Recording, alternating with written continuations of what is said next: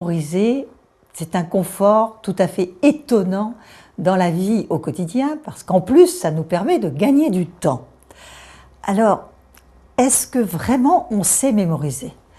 Aujourd'hui, en fait, les personnes ne mémorisent qu'à 50% de ce qu'elles pourraient mémoriser, alors qu'un cerveau sain, quel que soit son âge, peut mémoriser à 100%. Si, par exemple, je vous donne 15 mots à mémoriser, eh bien, en général, vous en mémorisez 7, plus ou moins 2, c'est-à-dire entre 5 et 9. Les plus doués sont parfois à 10, mais c'est très rare. Donc, en fait, 98% de la population ne sait mémoriser que une fois sur deux, c'est-à-dire le plus pur des hasards. Alors bien évidemment, mémoriser en immédiat, c'est notre mémoire au quotidien, et c'est ce qu'il y a de plus difficile à apprendre.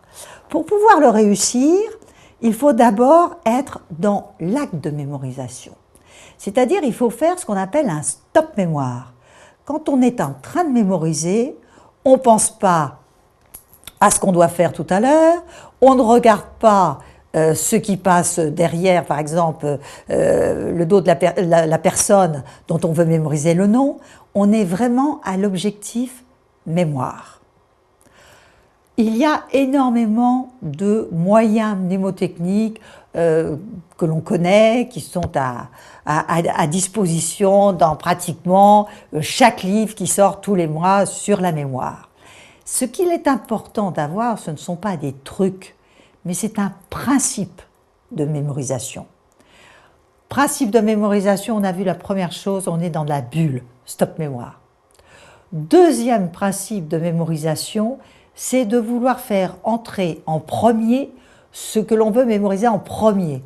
Donc si j'ai la personne en face de moi, je veux mémoriser son nom, je m'intéresse surtout à son nom et pas forcément à son joli sourire. Donc d'abord le nom. Ensuite, il faut absolument que je trouve un point d'accroche à ce nom.